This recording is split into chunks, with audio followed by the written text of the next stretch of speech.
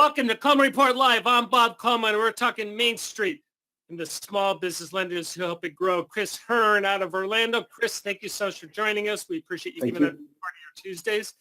Katie Roach out of Seattle area. Not Seattle proper. We're out a little bit, but yeah. Katie, Katie's been with us more than a year now, and she's doing a great job. So, Katie, good for you. Chris, congratulations. Let's start off. You're a top 100 lender after what, 1 year, 2 years? 1 year, one full year of fiscal year of operations. Yeah. Quite proud of it. Proud of our team. Where do you rank on PPP? I don't think we have rankings up for that. Yeah, I don't know because, we don't have all the data yet, of course, so it's tough to say. I don't know. I imagine we're probably top 100 as well in that. Well, good for you. Congratulations. Thanks. Doing a good job for Main Street and a good job for your employees and access to capital, and good for you. Hey, I want to talk about a couple of things. First of all, let's talk about follow up on hotels. Oh, there's the certificates. Be sure and download those and save those. You may ask questions at any time. We're welcome for all questions. But I want to sort of talk about hotels and what's going on and get a sense of the industry. How much equity do you require for a hotel construction project? Now, we're assuming that you're looking at these projects. I've talked to some lenders who are saying we're not going to touch it. Let's see. What do you think of those answers, Chris? Well, 10% down, I think that's only going to be for 7A if, as you said, Bob, a lender's actually even looking at hotels. Mm-hmm. 20 to 30%, I'd at least expect that for 504s, and conventional is probably going to be over 30. So yeah, I'm not too shocked by this, but I think the big asterisk, the big qualifier here is if they actually are even looking to finance hotels. Yeah, we don't have that breakout on. We have the breakout of the NICS codes. I don't have the breakout of what is construction, what is new construction, and what is just simply acquisition. But obviously, all lenders that we talk to, they're willing to do them. One lender, I said, hey, I want 40%. I want 40%. How much equity do you require for a business acquisition hotel loan? We're talking hotels here specifically.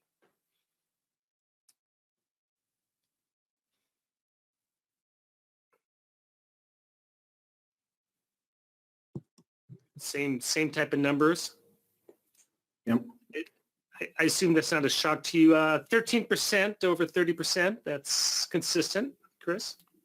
Yeah, I think I just would qualify this a little bit because business acquisition loans, I mean, normally we don't think of hotels as business acquisition loans. They're wrapped up in the commercial real estate and the business components. So, yeah, I mean, 20 to 30% on average is again, it kind of goes back to the previous question. I think the reason why I framed it in that realm is exactly what you're saying is these are not real estate loans. I understand there's a real estate component. We have nice collateral, but right. SBA has made it clear these are not real estate loans. They want you to underwrite them as business acquisition loans. So that's why. Well, they can be. I mean, there's occasionally a hotel will trade hands and it's, it has a lease. It's rare that occurs. Usually a hotel is going to be sold or constructed or refinanced, and it's the real estate plus the business operations all combined. And usually when we get appraisals, we look at both pieces. We consider that. Yeah, I mean, obviously these are well collateralized loans. That's why they perform so well. But based on those percentage equities people learned from 2008, 2009, we need to have some skin in the game with the borrowers. And finally, this is an interesting question. What do you predominantly put them in? 7A, 504, or about the same? What do you think we're going to see here, Chris? I think you're going to, I don't know. I think it ought to be about a blend because it's really the differential between small hotels versus large hotels. Or 504. That's surprising to me. Yeah, I would have. It's not too far off, but yeah. Looks pretty. Well, I think it comes down to the project costs. Typically the smaller flagged hotels are going to be sub 5 million. So those are probably going to be done 7A most of the time. And then sort of the more mid-tier business stay type hotels are going to be, they're going to be too big for 7A. So they're going to naturally fit 504 conventional if in fact they're financed. Very good. Thank you. Katie, SBA came out this morning with some new guidance with respect to electronic signatures. What's going on with that? So for the most part, these are just extensions on what we already had. Of course, they've been extending them several times now, so it's not really anything new. The new extension allows 7A, 504 microloans to continue to accept scanned copies of signed loan notes until January 31st. Now, it is important to note that 7A and 504 are accepting the electronic signatures, whereas microloans are not, and they are continuing to not do that. Lenders must still obtain a copy of the driver's license for the person executing the loan note, and original signatures must still be obtained within 6 months of the date of the note. Very good. And also we're extending the 7A and 504 as well. Katie, this is an interesting chart that we pulled up, or that you pulled up, actually, give you the credit on it. Little small font for those of us who have trouble reading, but interesting data. What's this data telling us? Well, we've got the total lender forgiveness decision summary, which is nice. We haven't really seen a lot of these numbers yet. We've kind of been guessing on it based on our polls that we've been doing here on the show, but it's kind of nice to see what percentage really here is being approved, what payments have been made, how much SBA has actually paid out. I mean, we're really starting to actually see data now opposed to just guessing at it, which is nice. So which tells me, Chris, about 10% of PPP loans have been submitted for forgiveness. If it's 600,000, there are about 5 million loans. That's right. And the payments. Chris, you don't have to, I'm not putting you on the spot, but we're getting ancillary information that says SBA is doing spot checking reviews. One lender is guessing that about 10%. Joseph, make a note. Let's ask that tomorrow. Just people you talk to, what percentage of these loans is SBA reviewing in terms of forgiveness applications? When I say review, they want all the supporting documentation. Mm-hmm. And there it is from Kelly. Yeah, I haven't heard too many instances of this occurring. We haven't had any instances yet. I mean, obviously the lender should have all the supporting documentation. It is going to slow down the process a bit. But we are going to see it. I think virtually all the time for the over 2 million PPP loans. Quite candidly, we did 6 PPP loans over 2 million. So our average loan was just under $100,000. So I don't know that we'll get some spot checks, I imagine, and that's fine. And we're prepared for that as every lender should be. But I haven't seen it rampant. And there was the spot check, and it's all over the board with what was it, Katie, the lender up in Washington State where the spot check was for, what, a $2,200 PPP loan? Yeah. I was going to say, I heard about that one. We're hearing about some that are really tiny, and I think they're probably just spot checks. They're trying to make sure they're covering their butts. Yeah. Chris, as part of your credit underwriting for hotels, I just want to wrap up the hotel conversation. Mm-hmm. How important? Here's the problem you have when you have a hotel application. Mm-hmm. The problem is that we have 2019 financial data, which we throw out the window. We have interim 2020s, and we're projecting on what's going to be happening in 2021. How do you handle that as a credit person, as a credit manager, on dealing with this data? Well, it's the reason why it's very difficult to finance hotels right now, Bob. I don't think anybody's throwing out 2019, but you're looking at it. Okay, in a regular time, this is how you performed. The problem is that looking at the interim 2020 numbers, and there's wide variability from independent boutique hotels to small flags to mid-size flags in terms of performance. And I've talked about it before on this show.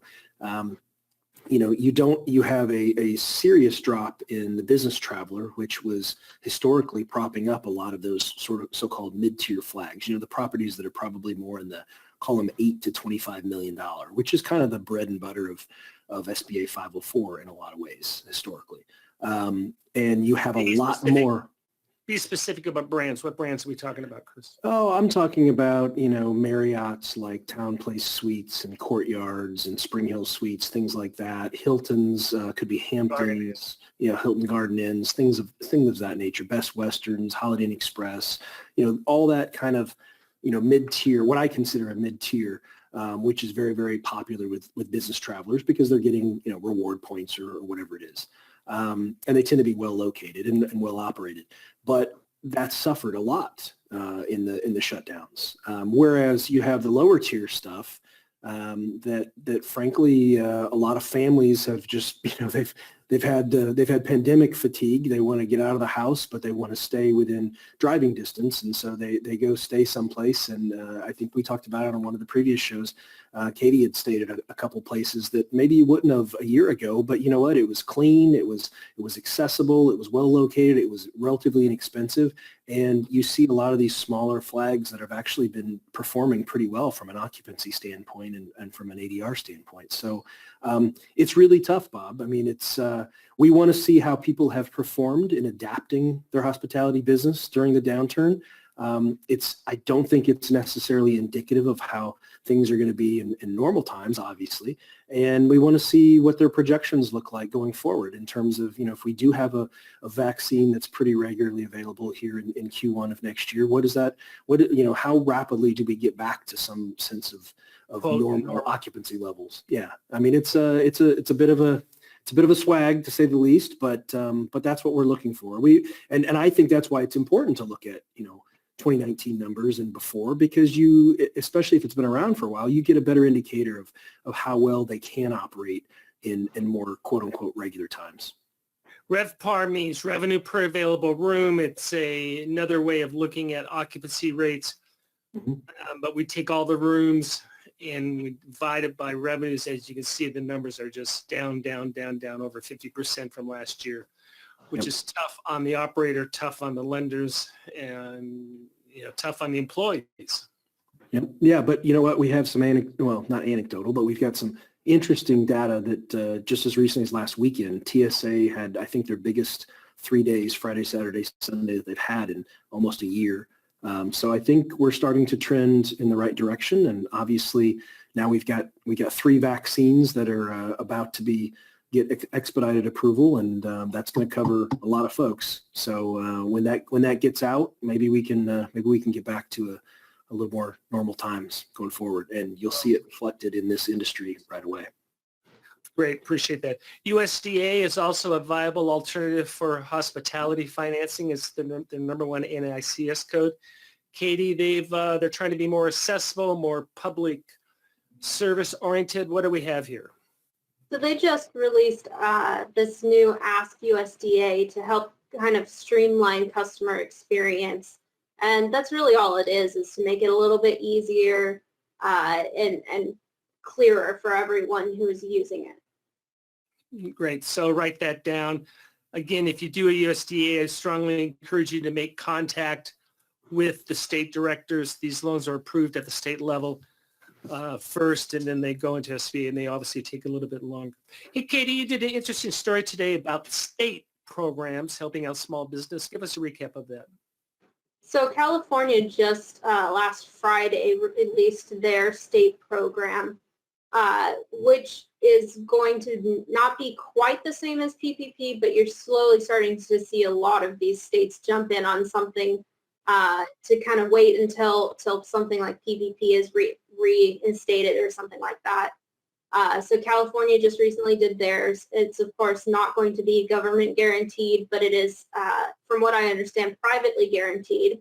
So it's an interesting program. It's of course not forgivable. So there are some downsides to it. Alaska has a similar program for grants that they've just extended to people who already had a PPP or EIDL grant. So that's going to help in Alaska, of course. But again, they're still waiting for PPP to be extended and things like that.